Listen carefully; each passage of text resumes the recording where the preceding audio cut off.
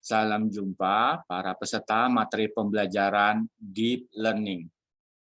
Deep Learning adalah salah satu teknologi terkini pengembangan dari kecerdasan artifisial yang sangat berguna untuk mendeteksi, mengklasifikasi, mengenal objek, dan natural language processing.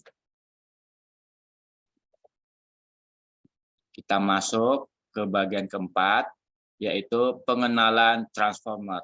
Ini erat kaitannya dengan natural language processing, misalnya untuk translate dari suatu bahasa ke bahasa lainnya, pengenalan kalimat, text summarization, dan lain-lainnya.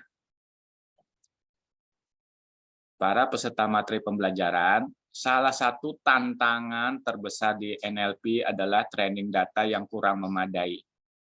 Ada istilah causal language model, yaitu model machine learning yang dapat memprediksi kata selanjutnya berdasarkan kata-kata yang telah dilihat. Tentu ini membutuhkan dataset yang memadai.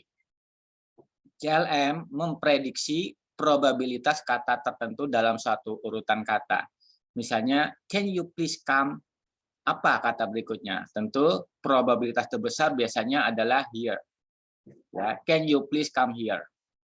Agar model machine learning ini bisa memprediksi kata secara benar dan digunakan pada task lain, maka perlu dilatih berulang-ulang dengan data yang besar.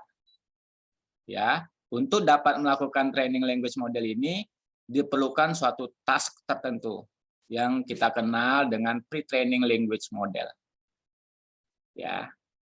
Sedangkan pada transformer adalah sebuah arsitektur untuk mentransformasi satu sequence ke lainnya dengan bantuan dua bagian utama, yaitu encoder dan decoder, yang dikenal menggunakan istilah attention mechanism.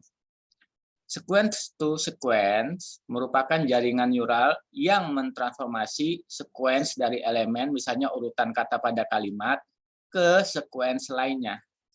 Nah, attention mechanism ini melihat input sequence dan memutuskan tiap langkah mana pada bagian lainnya dari sequence yang penting.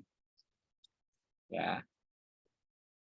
Transformer awalnya digunakan untuk task machine translation, untuk translasi kalimat ke suatu bahasa misalnya. Dan model ini juga terbukti mumpuni untuk digunakan di berbagai macam task seperti sequence classification dan question answering system.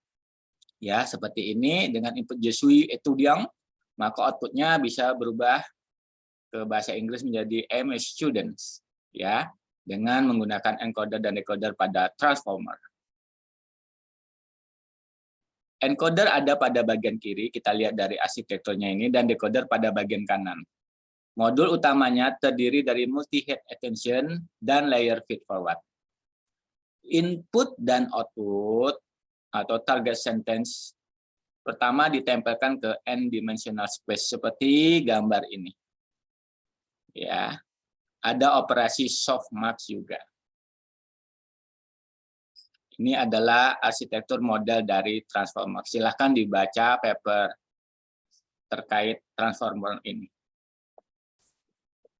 Nah, sebagai cara untuk memahami cara kerja transformer, kita coba demo transformer. Kita butuh collab dari Google, ya.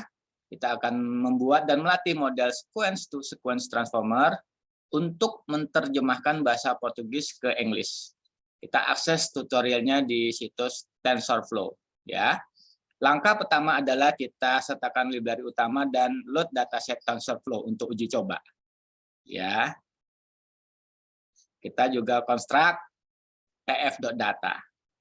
Ya, untuk membangun pipeline kita. Ya. Lalu kita coba cetak input Portugis seperti apa, outputnya bahasa Inggrisnya seperti apa.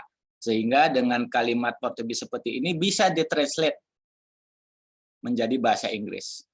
Nah, silakan Anda kerjakan praktikum kedua dari Deep Learning, itu mencoba demo transformer ini. Oke, para peserta materi pembelajaran silahkan dicoba transformer.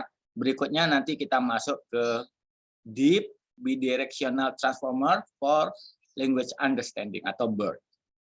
Terima kasih.